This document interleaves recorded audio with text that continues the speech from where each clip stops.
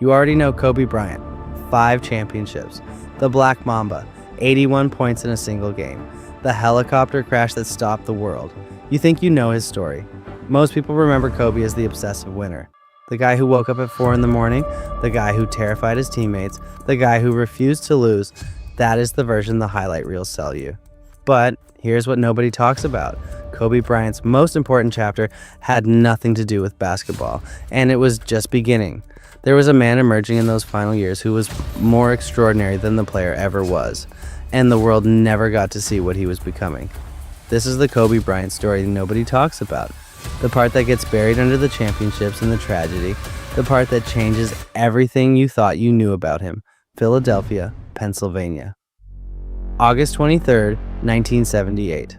Kobe Bean Bryant is born. His father, Joe Bryant, played 8 seasons in the NBA. His mother, Pam, is the sister of a former professional player. Basketball is not a hobby in this household. It is the language they speak. When Kobe is 6, the family moves to Italy. His father plays professionally in Reggio Emilia, Pistoia, Reggio Calabria. Kobe grows up learning Italian, watching his father play, and working as a ball boy during the halftime. His grandfather back in Philadelphia mails him VHS tapes of NBA games. Every week, Kobe watches them obsessively, studies every angle, every movement, every decision under pressure. He is not watching because he loves basketball. He is watching because he has already decided he is going to be the best who ever played, and he is trying to figure out how. The family returns to Philadelphia when he is 13. He enrolls at Lower Merion High School and is immediately the best player anyone in that building has ever seen. His senior year, 30.8 points, 12 rebounds, 6 assists per game. First state championship in 53 years. Duke wants him. North Carolina wants him. He visits none of them. He declares for the NBA draft at 17. Charlotte selects him 13th overall, trades him immediately to the Los Angeles Lakers. His parents have to co-sign his rookie contract. He is still a minor. From that moment, he gives the game everything he has. Every morning at 4 a.m., every film session, every practice rep, everything. And here's what that cost him. A childhood. A normal adolescence, relationships, balance. Everything that was not basketball was sacrificed on the same altar. He thought that was the right trait. For a long time it was.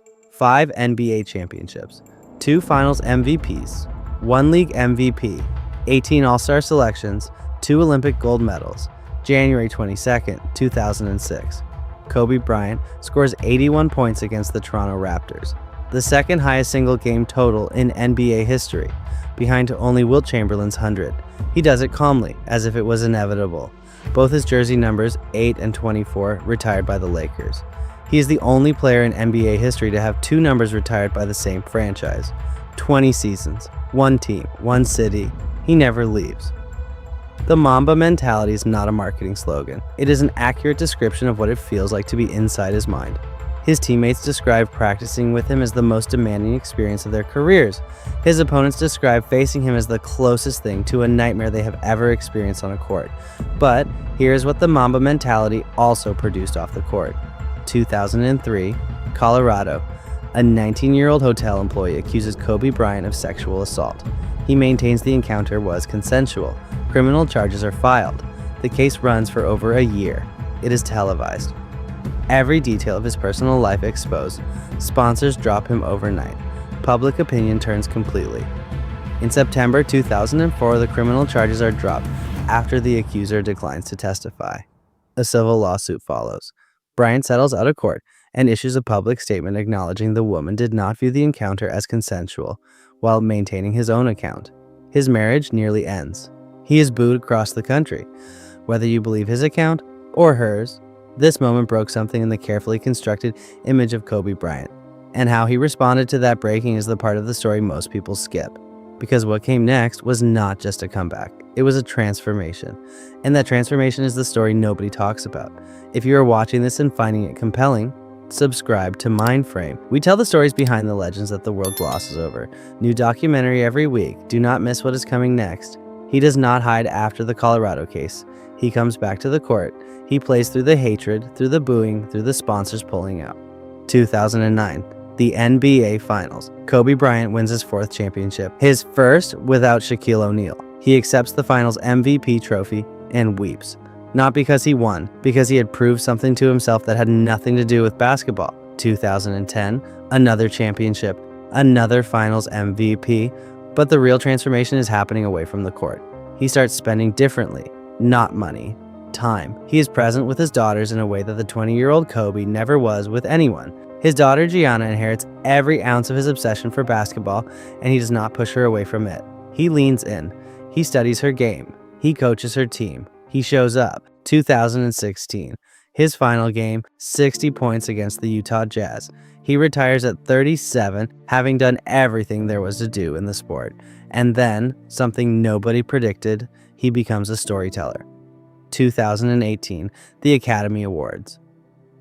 Kobe Bryant wins the Oscar for Best Iranian Animated Short Film for Dear Basketball. A poem he wrote about his love for the game, turned into a short film. He becomes the first black man to win an Oscar in that category. He is asked backstage if he expected to win.